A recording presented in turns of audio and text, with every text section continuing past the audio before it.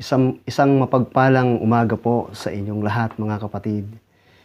Andito muli tayo, mag-aaral po tayo ng salita ng Panginoon, kung saan po sa panahong ito ay naka-enhanced community quarantine pa rin po ang buong Pilipinas. So hindi ho tayo nakakapagbahay-bahay, hindi ho tayo nakakapag-Bible study po kasi bawal pa rin pong lumabas. Kaya sa oras na ito, tayo po ay mag-aaral patungkol po sa mga bagay na nangyayari po sa atin sa kapaligiran sa mga panahong ito.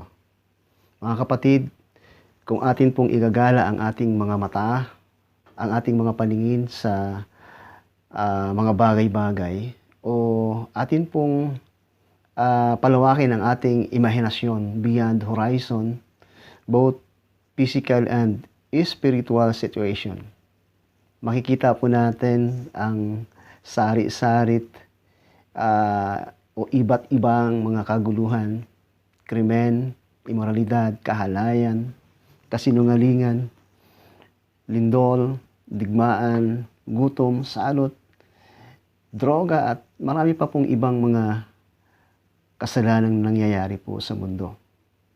Si Apostol Pablo po ay nire-remind po tayo patungkol sa mga panahong ito at tayo po ay ginigising niya sa mga nangyayari sa ating kapaligiran. Ito po ay paalala rin po sa ating mga Kristiyano na nabubuhay po ngayong huling panahon. Sa ngayon po tayo ay nasa angat na sibilisasyon o tinatawag po natin computer age, at ang kabataan po ay tinatawag po nilang Generation X, Generation Z. Marami pong nagbabago sa ating mundo. At sa mga araw pang darating ay mayroon pa pong magbabago. So therefore, there are many changes in the world today. At ito po ay nangyayari sa atin. At may mga, kahit po nga yung passion ay nag-change, climate change or sex change. At higit sa lahat, pabago-bago po. Maging ang virus po ay iba-iba. Yung nakaraan ay may MERS, mayroong SARS. Ngayon po, iba na naman ang pangalan ng virus. Tinatawag po nating coronavirus o mas kilala sa pangalang COVID-19. So alam niyo po, ngayong year 2020 ay marami pong nangyaring pagyanig sa buong mundo. At maging dito po sa ating bansa. Kaya maging wise po tayong mamuhay sa panahong mapanganib. Mga kapatid, pag-aaralan po natin sa oras na ito kung paano po tayo mamuhay sa huling panahon. Ito ibibigyan ko ng isang pamagat, Living Wisely in the Last Days. Ang ating text po ay makikita sa aklat po ng Ephesians chapter 5, verse 15 to 19. Sa Tagalog ay ganito po yung sinasabi. Sabi po ng verse 15 to 20 sa Ephesians chapter 5, kaya't ingatan ninyo kung paano kayo mamuhay kayong tulad ng matalino at di tulad ng mga mangmang, sapagkat masaba ang takbo ng mundo. Samantalahin ninyo ang bawat pagkakataon na kayo'y makagawa ng mabuti. Huwag kayong manghahangal. Unawain ninyo kung ano ang kalooban ng Panginoon. Huwag kayong maglasing sapagkat nakakasira iyan ng maayos na pamumuhay. Sa halip ay sikapin ninyo mapuspos kayo ng Espiritu Santo. Sama-samang ipahayag ang inyong damdamin sa pamamagitan ng salmo, mga imno, mga awiting espiritual. Buong puso kayong umawit at magpuri sa Panginoon. Lagi kayong magpasalamat sa Diyos at Ama dahil sa lahat ng bagay sa pangalan ng ating Panginoong Hesukristo. So dito po ay binabanggit yung kung paano po tayo mabuhay. Dahil nga po ang panahong ito ay mapanganib, kaya ang laging sinasabi nga po ay beware, be careful how to live. Kung paano po tayo ay mabuhay. Ano po yung description ng banal na kasulatan patungkol po sa huling panahon? Yung condition po ng huling panahon ay tinukoy po ni Apostol Pablo sa 2 Timothy chapter 3, verse 1 to 5. At ganito po yung sinasabi sa NLT translation, sa verse 3, hanggang 5. Okay, verse 1. 1 to 5 ay ganito. You should know this, Timothy, that in the last days there will be a very difficult times, for people will love only themselves and their money. They will boastful and proud, scoffing at God, disobedient to their parents, ungrateful. They will be considered nothing sacred. They will be unloving and unforgiving. They will slander others and no self-control. They will be cruel and hate what is good. They will be betrayed their friends, be reckless, be puffed up with pride, and love pleasure rather than God. Verse 5.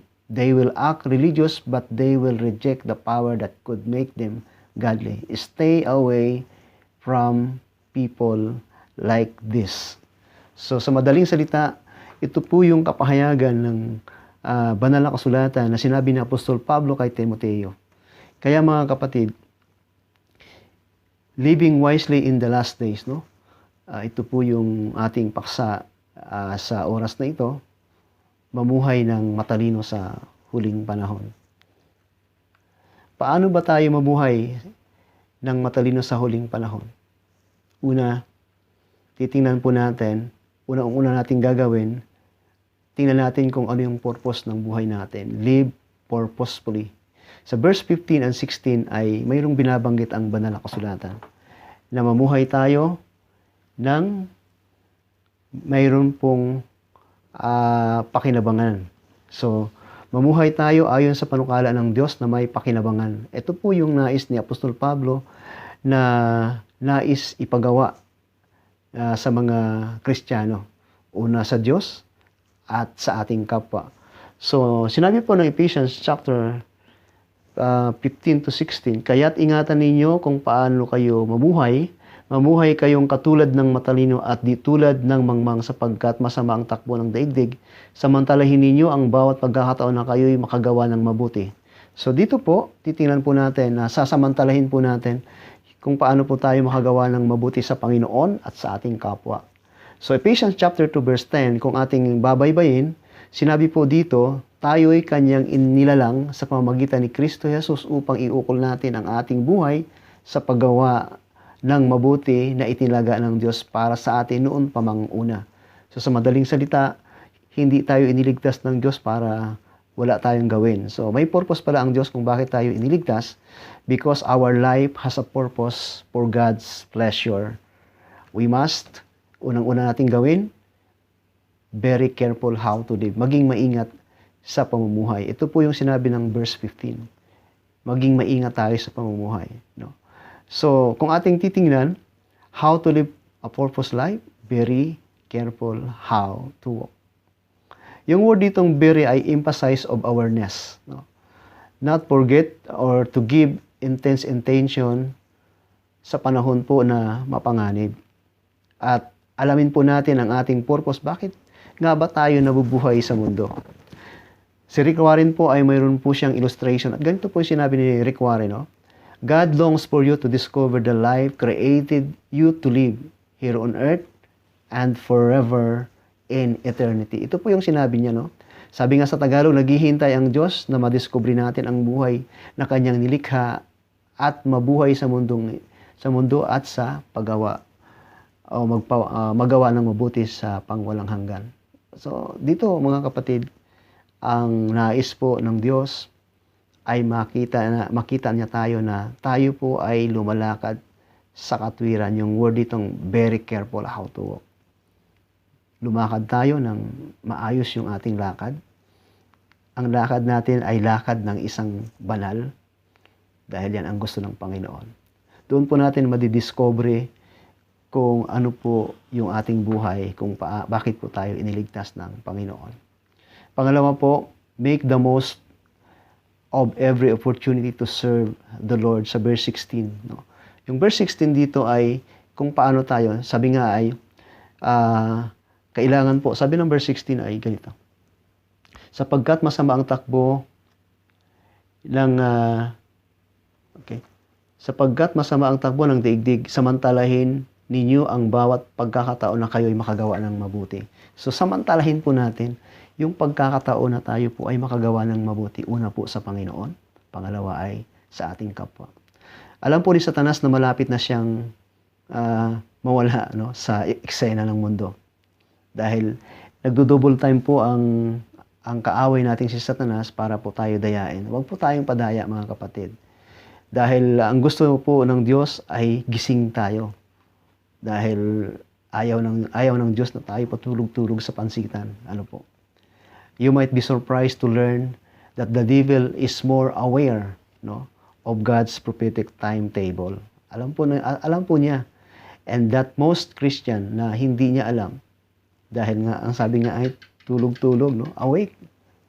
Magising tayo. Gisingin natin ang bawat Kristiyano sa panahong ito dahil ito po yung last days. At kailangan po, hindi ho tayo dapat na nagtatalo pa o nagsisisihan. Revelation chapter 12 verse 12, sabi po, nasa English ay ganito po. Woe to the inhabitants of the earth and the sea, for the devil has come down to you, having great wrath, because he knows he has a short time. Kunti na lang ang panahon ng dyablo. Kaya tayo ay dapat na nagmamadali. Tama po ba? Okay. Kaya nga po, sabi po ng verse 16, because the days are evil. Kung ating titingnan, the cross must be our foundation. Only then, we can overcome the devil and carry out which the Lord called us to do. May pinagagawa sa atin ng Panginoon. Kaya we must use every opportunity. Use our time purposefully. Sabi po ng Colossians chapter 4 verse 5 and 6, be wise in the way you act towards outsiders. Make the most every opportunity. Let your conversation be always full of grace, seasoned with salt, so that you may know how to answer everyone. So, ibig sabihin, kailangan po marunong tayong pumasok. Anumang uri ng conversation, kailangan makapasok po yung salita ng Panginoon sa atin pong kausap. Kaya sabi niya, make every opportunity na magawa po natin sa huling panahon. Kahit man lang po isang salita, mahal ka ng Panginoon, kapatid. Huwag kang mag-alala. Magtiwala ka lang sa Panginoon. Okay? So yun po ay pwede nating gawin para po ma-encourage ang tao, lalo tigit wala po siyang pananampalataya sa Diyos. Pangatlo po ay do not be foolish. Huwag maging mangmang. Dapat po maging matalino tayo sa panahong ito. Being wise Christian, we must learn to seek the will of the Lord, to understand His plans, His will, and purpose. Don't be foolish. Act as wise and free from sin. Yan po ang dapat nating laging tandaan.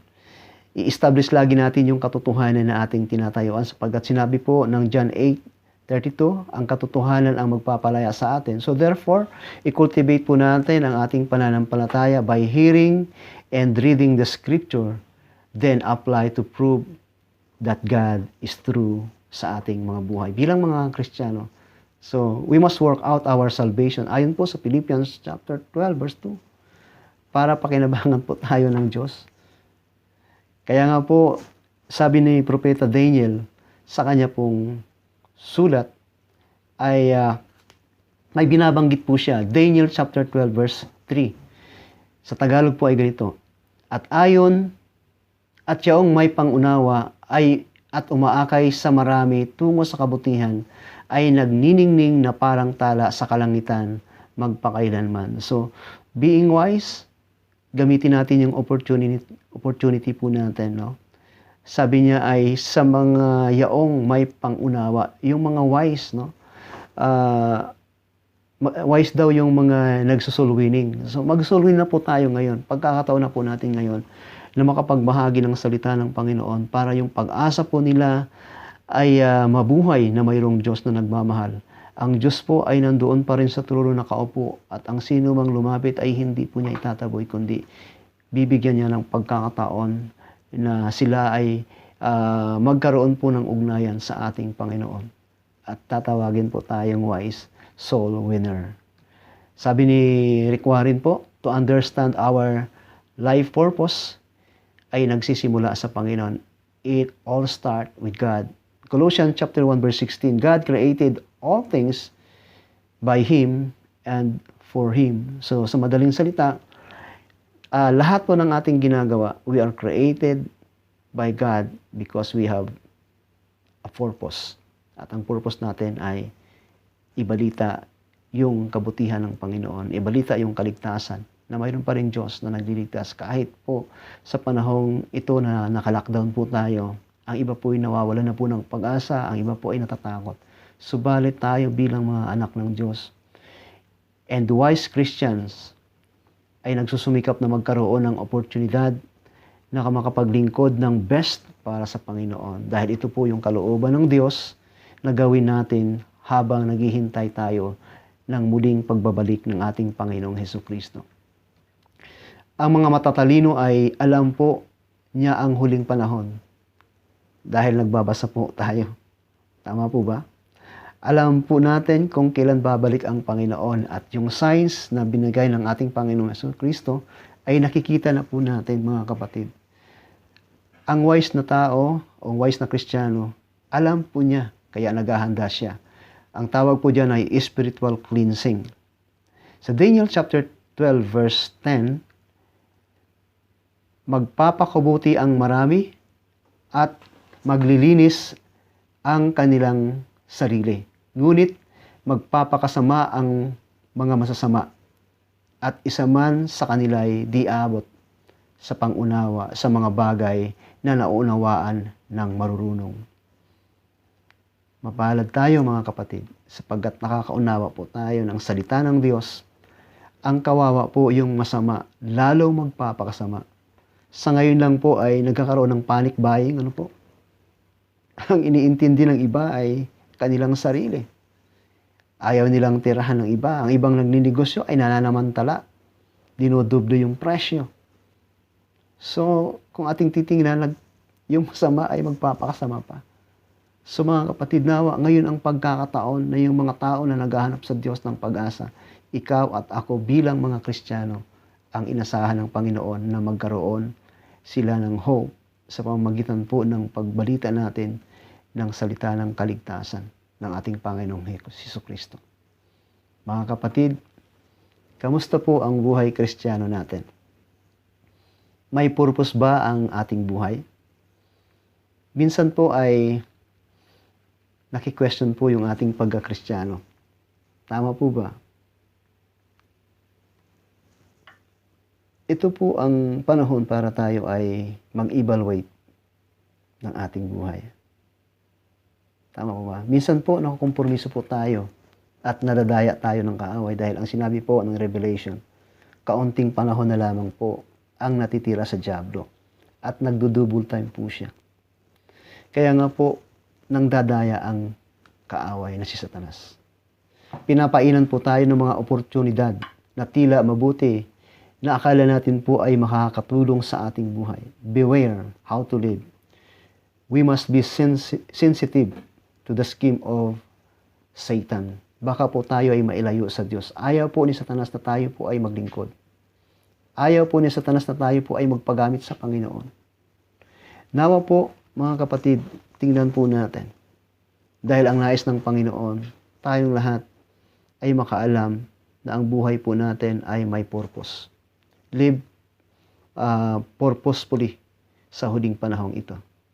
Yan po ang dapat po nating tandaan, mga kapatid. Nawa po napagpala kayo ng mensahe ng Panginoon sa araw na ito. Abangan niyo po muli ang susunod na part 2, Live Worthily. Ito ay makikita po natin sa ating text sa Ephesians chapter 5 verse 18 hanggang 19. So live in a worthy manner in the last days. Mabuhay na may halaga at karapat-dapat sa Diyos. God bless po sa inyong lahat.